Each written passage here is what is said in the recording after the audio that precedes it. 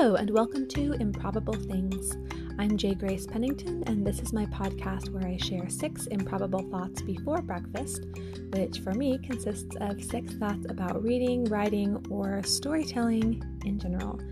So I have sat down, got my 6 thoughts ready to share with all of y'all, and I am ready to get started.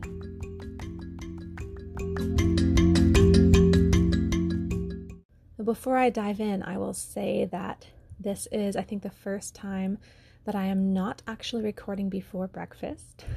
Normally, the reason that I have to do that, as you all know, is that I have little kids that get up and will need me, and the environment with little kids running around is not necessarily conducive to peaceful podcast recording. So I get up early to get it recorded and edited and all of that. But this weekend actually is my husband's and my wedding anniversary.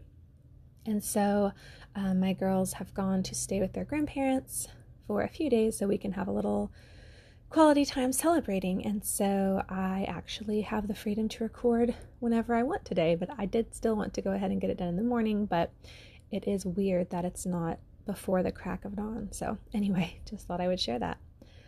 But getting into my 6 things, number 1, I think the day before yesterday, I finished revisions on Radiolaway, which was right on schedule, and I'm really happy with how it turned out. I think that I really accomplished my goal of just polishing it up. Again, other than changing the main character's age, I didn't really do anything else to change the story, the plot, or anything except just little tweaks to there was a few typos, but mostly it was more just some style things to improve it, some grammar and punctuation issues. Apparently I had no idea what a comma splice was back then because my writing was full of them. Very embarrassing, but and also just and again, not even a ton of things like this, but there were a few places where something was just worded a little off, and so I just polished that up. And then a whole lot of it was removing things, either removing mostly a word or two, but sometimes even a sentence or two that were just completely unnecessary. And I'm going to get more into that in my 6th thing later on when I go into my little ramble. But yeah, just mostly lots and lots of removing things, much more than adding anything. I don't know that there might have been 1 or 2 spaces where I needed to add something for clarification, but I honestly can't even remember any. It was mostly just removing superfluous things and changing a lot of commas to either semicolons or periods. So I'm really happy with how it turned out and send it off to my formatter. Super excited to get this out there. So number 2, following that, I did get started yesterday on the revisions for In His Image. And one thing that I did find with Radiolaway is that as I was going through it, while there was a lot of embarrassing things on sort of the word and sentence level, the story as a whole I was actually really happy with, and I felt like, this is a good story, honestly, especially for having been written over 10 years ago. I felt like, I was still enjoying it. I still feel like it's something people could enjoy, so that was encouraging. Within His Image, I didn't even finish the first chapter yet, and it feels like, interestingly, it actually needs a little more work, at least for this part. Maybe this is just a rough beginning, but I don't know, I just feel like it's not going quite as smoothly already, even just a little bit in. So we'll see how it goes from here. I'll keep y'all updated, I'm sure. But a lot of it feels clunky and unnecessary just in these first few pages. And so that's kind of interesting given that it was written afterwards, but sometimes that's how it goes. So I'm curious how that's going to go. Going to try to get a whole lot of work on it done today so that I can take it a little bit easier during our anniversary weekend. But I will definitely also be curious to sort of revisit or pre-visit Elazone, since this is where he's introduced, and I've just, released Eleftheria, which is where we come back to him again. And so kind of getting to go back and compare so soon after revisiting him, to go back to his introduction and just see how it holds up, make sure everything's consistent, things like that. So number 3, just a quick update on Humanoid, the book that's currently being released. I don't really have too much to say about it. I'm just continuing to put out really short chapters on Bella every weekday, and I haven't finished putting them up yet, so I can't say for sure, but I think The paperback and ebook should be at this point coming out in late April or in May. I'm not totally sure which yet. I would probably say May just to be safe, which is a lot later than I was originally intending. And I'm actually thinking, given how long this is taking, of sort of rearranging my publishing schedule, because I was going to do a Vela story completely unrelated, just, especially for Vela, in between Humanoid and working on getting Intoxication out. But because I would really like to also get Intoxication out this year, I think I'm going to go ahead and just do that next, and then I'll do my Vela story while that's being released. I think that would be a good fit.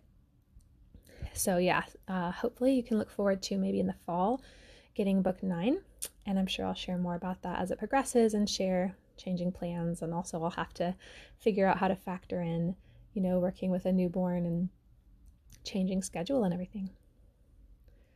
The number 4, this past Sunday, a little bit before that, a friend had texted, me and a few other friends and said, hey, we'd love for y'all to come over on Sunday night and have snacks and hang out. And also there'll be a football game on if anybody is interested. By which I'm sure you can gather that us and most of our friends are not massive football fans. I personally don't care about any sports at all. I have zero amount of interest. So for us, it was really just an excuse to go over there and hang out and have cool snacks. And it was really a sweet time. But what really just cracked me up is I know at one point, once the TV got turned on and the game gets turned on, Violet came to me and she said, there's a big TV in there and they turned on a grown-up show and I don't want to watch it. I just said, that's okay, you don't have to watch it. And so she and both of her sisters went off to these friends' bookshelves. They all found books, and then they all just sat in a row and were just all reading their books. And I had to take pictures of that and chronicle it because, of course, we go to Superbowl parties to read books. That absolutely makes sense to me. And that's exactly what I do anytime I go to a friend's house, is study their bookshelves. And I just think that's the most important part of any home. And so, yeah, all my girls were just sitting there reading, and it was super adorable. Number 5, am I currently reading? I was trying to just intersperse some nonfiction between a few fiction books that are on my to-read list. So I grabbed a book by C.S. Lewis off my shelf that I don't even remember where I got it. I think either I found it at a thrift store or someone was getting rid of it and gave it to me or something like that. But it's called The Weight of Glory. And it's basically just a collection of some of his sermons or essays or whatever. I think they were originally preached live to maybe colleges or churches. I'm not even really sure but what the original context was, but it's just several different sort of treatises on different subjects, and it's just been so good. I really want to prioritize reading the C.S. Lewis works that I haven't read yet, because there really are a lot of them, and I've been such a admirer of C.S. Lewis for so long. I don't know why I haven't gotten to more of his stuff. There's just too much to read in the world, I guess. But I'm really glad I'm getting to this one. It's been really good, and it's pretty short, but just it's still not going as quickly as I anticipated for what a small book it is, because it's just so meaty. I have to really stop and digest what I'm reading, and I've already sent quotes to friends, recommended it to friends multiple times as I've been reading, because there's just a special kind of wisdom that I feel God gifted him with in how to express realities of the Christian life, and it just always helps me see really important truths in just such a valuable way, I think. And so yeah, I definitely not finished with it, but can already say I totally recommend this one. Really glad I picked it up. But as with all C.S. Lewis works, you have to be prepared to just slow down and digest it, because it is not something, his work is never something you just want to skim. It's just too much good stuff in there that you really have to focus on to get everything out of it. So number 6, I said I was going to come back to some thoughts I had on removing things from some of my older books. And one thing I just noticed, and especially going through, because I went through this in basically a little less than 2 weeks. I went through the whole book and, tweaked it and polished it and whatever. And so I really got kind of a big picture view, maybe more than I ever have, of this story, and kind of a snapshot of my writing at that point in my life. And I was just so struck by the amount of words and phrases and terms that I use that seem to be clearly there just to, I want to say, to avoid a firm commitment. If that sounds weird, I'll try to explain.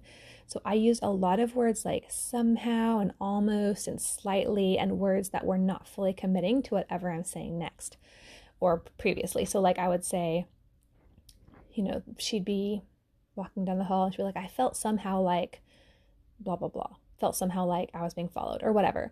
Or she would say, he sounded almost angry, or I jumped slightly or whatever. And these are all things that soften the impact of whatever else is being said. And at that time, even I knew that you're not supposed to do that. But it was just like there was something in me that had this fear of fully committing to whatever emotion or action I was trying to portray. And I know it seemed at the time, and sometimes I still do this, like my editor is constantly removing words like slightly and almost from my books, even now. But at least now I think I can see it, especially going back to something that I've been kind of separated from for a while and for so many years. I can look at it and just say, I don't need to say somehow. Like, she doesn't need to feel like this somehow. Like, there's no reason for that to be there. Like, she can just feel it. Like, I can just allow her to feel whatever it is. If someone is angry, they can just be angry. Like, I think at the time it felt very extreme to say, that he sounded angry, when that's not, like, you can tell. And also there's context. Like, you can tell from what this person's saying that he's not like in a massive rage. Like, he's just angry. We get angry. That's a normal thing. You don't have to be almost angry or slightly angry. Like, you could just be angry. And I think it really showed an immaturity in my writing, and I'm sure also in myself, of just not wanting to fully commit, not being willing to go all the way into whatever I was trying to communicate, and trying to hold back because it seemed just a little bit safer, I guess. And it's kind of hard to explain or really even put my finger on just in my own mind, but it was so clear just looking at it, like, again, over the space of just a couple weeks, looking at an entire book and seeing, I was removing probably dozens of those kinds of things every page. Like, it was crazy. Or a little bit similar, but a little bit more, I don't know, maybe more subtle, I don't know, version of the same thing would be just adding another sentence of explanation onto something that didn't need it. Like, she would say, I'm trying to think of examples, but she might say that, she felt this way, and then explain why or something. And like, I don't need both of those things. I can just give the reason for her feeling or state the feeling, whichever is going to work, but I don't need to keep explaining it. Like, I think that even was a version of being afraid of fully committing, of just saying that she feels a certain way, or saying that she's reacting to something without having to really go into it, really make sure people understand why she's feeling that way. Instead of just letting it stand, like letting a statement stand on its own, I had to give so many like qualifiers to it.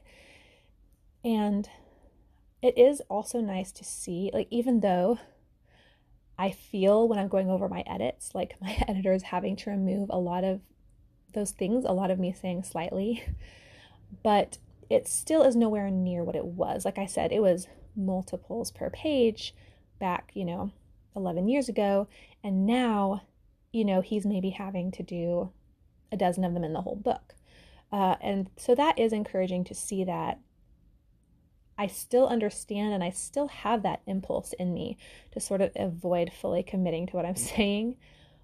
But I have grown, and I am more willing. And the fact that I could look back at my old writing and see it so clearly and completely understand the need to wipe those things out and to just say what I want to say without holding back and without qualifiers. And I think that's something I'm thinking about writing a blog post too, so I'm kind of like word vomiting and y'all can be my guinea pigs for this topic. If I ever even have time, I don't seem to get around to blogging very much anymore, so maybe this will just be it. But I think that I'd also do that in other ways besides just word choice, because there is something very fearful about putting yourself out there in a story and in your writing. It's very vulnerable, and I've talked about this a lot before, but I was thinking there's one example. There's the book that I wrote for NaNoWriMo a couple years ago that I'm still trying to get up the courage to edit and publish because it is very personal. And even the first draft, which I have no intention of showing anyone, it's just for me, I still know there's places I even knew as I was writing it, I'm holding back here. I'm going to have to go back and change this. Like, there is a struggle that the main character has that I did not want to write about. And so when I finally have her confess this struggle to a friend, I could not bring myself to actually have her share, to write out the conversation where she is sharing in her words what happened. I had to write out a summary of it. Like, instead of her sitting there in the moment, in this chair with her cup of tea, telling her friend, this happened to me when I was this age, and this is how I responded, and having her friend react. And instead of writing out that scene, I just wrote one paragraph that was basically like, and then I told her that this was my struggle and it had gone on this long, and, she listened. Like, I could not write out the scene because it was just